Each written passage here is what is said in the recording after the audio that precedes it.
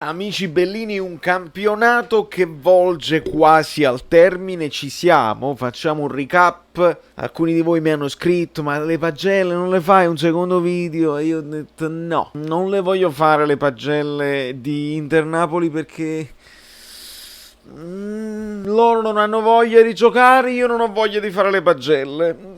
Veramente, perché non meritano nemmeno giudizi. Basta, mi sono scocciato. Abbiamo stabilito che era un fatto di motivazioni e che senza le motivazioni non si va da nessuna parte. E questa giornata di campionato di Serie A ha rinforzato questa verità perché non c'è niente da fare. Tu vai a vedere le squadre che avevano qualche cosa, per esempio Udinese e Lecce, fino alla fine loro ci hanno creduto e sono riusciti a sbangarla e almeno vediamo nell'ultima giornata una cosa interessante. La lotta fino alla fine del Lecce col Genoa, solo che non è facile perché il Genoa affronta il Verona che non ha niente da dire e da vedere, il Parma non ha nemmeno niente da dire e da vedere, poi ci sono degli intrecci brutti, pare che Veloso del Verona sia il cognato di Preziosi, una roba del genere. Brutta storia, brutta roba, ma voglio pensare che il Verona dell'amico Renato faccia il suo dovere, perché poi giocano anche bene e meriterebbero un finale galoppante, un finale, e quindi che il Lecce poi si possa giocare contro il Parma il match point, perché se andiamo a vedere la classifica manca un punto. Se il Lecce pareggia e il Genoa perde, comunque si salva il Genoa. Quindi il pareggio al Lecce non va bene, devono vincere per forza. Il Genoa ha più possibilità, però se il Lecce vince il pareggio al Genoa non basta, quindi per non stare fino all'ultimo con la paura addosso anche il Genoa deve puntare alla vittoria. Quindi almeno vedremo qualche cosa di interessante, dopodiché ci saranno le partite inutili più le partite inutilissime. Le partite inutili quali sono? È presto detto. Partita inutile sarà Juventus-Roma, anche se, perché la Roma ha fatto il suo dovere, o meglio, il Milan ha fatto il suo dovere continuando a vincere, ma la Roma non si è fermata più, complici anche dei rigori molto dubbi e molto strani. Il fatto che l'arbitro non fermi il gioco dopo aver toccato il pallone resta una cosa gravissima e dopo assegna un rigore che non c'era, doppiamente grave, quindi non è che uno denuncia solamente le cose del Napoli, si denunciano tutte le cose strane e quindi questa Juventus-Roma è inutilissima perché la Roma finisce quinta matematicamente e il Milan è sesto matematicamente, quindi il Milan va a fare i preliminari di Europa League. Il che potrebbe significare addio di Ibra. Lo dico tranquillamente perché Ibra si fa gli preliminari di Europa League.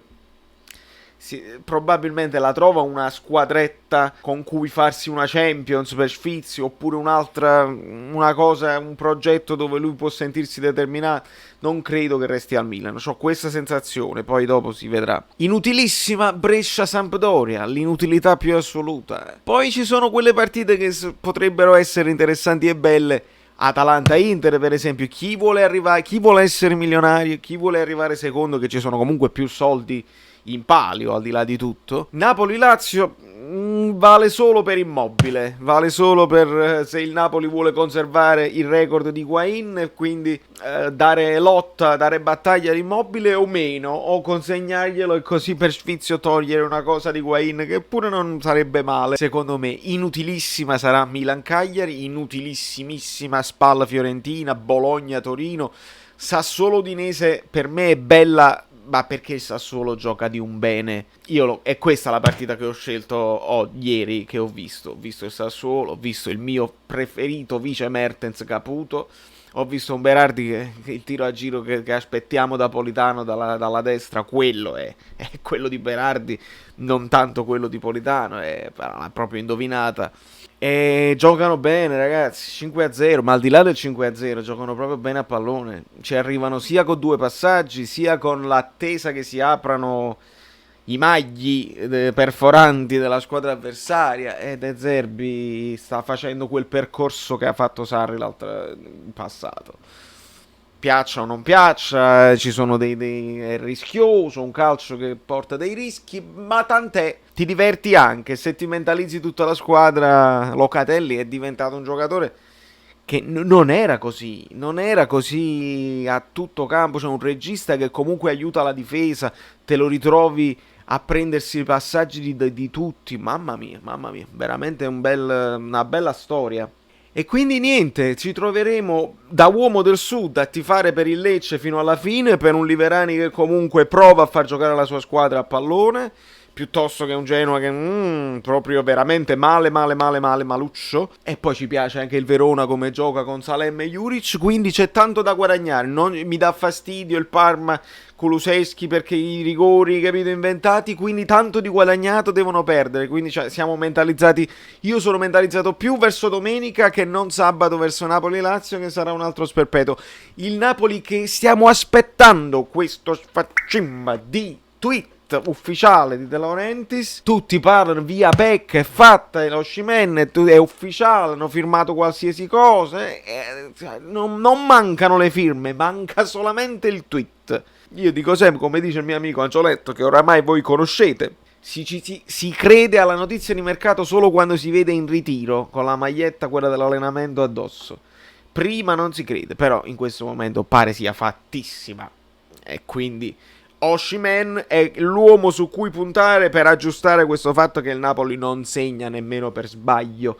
Ed è il nostro problema più grande, perché i gol subiti nel post-Covid non hanno il valore grave, perché abbiamo visto che quando siamo concentrati e non ogni 3 giorni senza potersi allenare, eccetera, eccetera, siamo in grado di subire di meno, siamo in grado di soffrire senza subire. Post-Covid tutte le squadre hanno subito gol una dietro l'altra. Guardate un attimo la Juve col Cagliari. Mo' al di là, hanno vinto, sì, erano in vacanza, ma se vai a vedere comunque la formazione, era una formazione titolare. L'unico che non era titolare era Simone Muratore. Ma sappiamo la qualità eccelsa di Simone Muratore, quindi perché non avrebbe dovuto fare un sol boccone la Juventus del Cagliari per festeggiare a cavallo la vittoria dello scudetto numero 49? No, quanti ne hanno? Non mi ricordo. Quelli cambiano ogni volta. Ma tant'è, perdono anche loro perché le motivazioni, ragazzi, le motivazioni.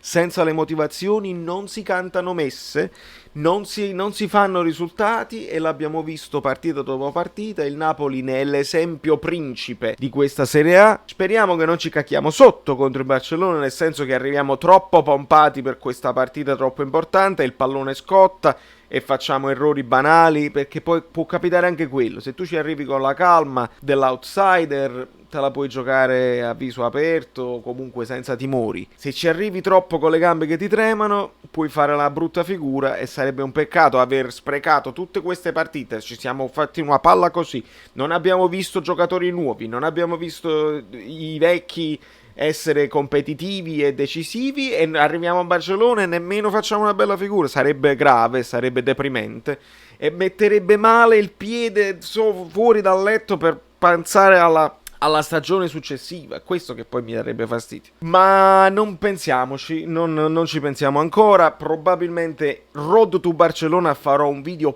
per il Barcellona, provando ad ipotizzare.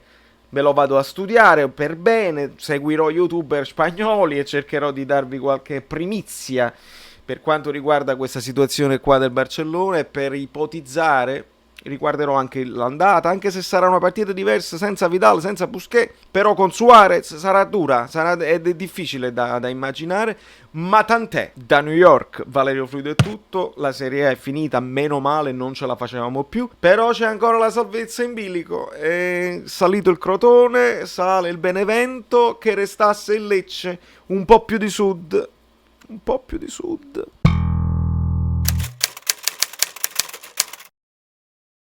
A proposito, nel frattempo si è fatto scuro perché giustamente il tempo passa. Hanno indovinato la formazione anti-Inter Roberto Falco, Alex Sellini, il gran Sellini, Giovanni Sieli e Golden Falcon. Quindi complimenti a voi ragazzi. Adesso dobbiamo l'ultima della stagione, quella con la Lazio, mi raccomando, sarà probabilmente la più, non so se è complicata o meno, perché che metti i titolari del Barcellona oppure non si sa, non si può sapere. Quindi a voi la scelta, tenete sempre un occhio sul community tab dove potete scrivere la vostra formazione. Questo è un giochino che ci piace. Dall'anno prossimo faremo faremo proprio le classifiche a premi, quindi metteremo dei ricchi premi a Cotillon in palio, e nel frattempo un'altra tazza è arrivata e un'altra è in partenza, quindi se volete sapere sulle tazze sapete dove andare: fluido.net, tazze, bicchieri. No, i bicchieri purtroppo no, però mi sto organizzando per le magliette a breve. Se aspettate un pochino, magari in periodo Barcellona, chissà, una novità incredibile. Stay tuned.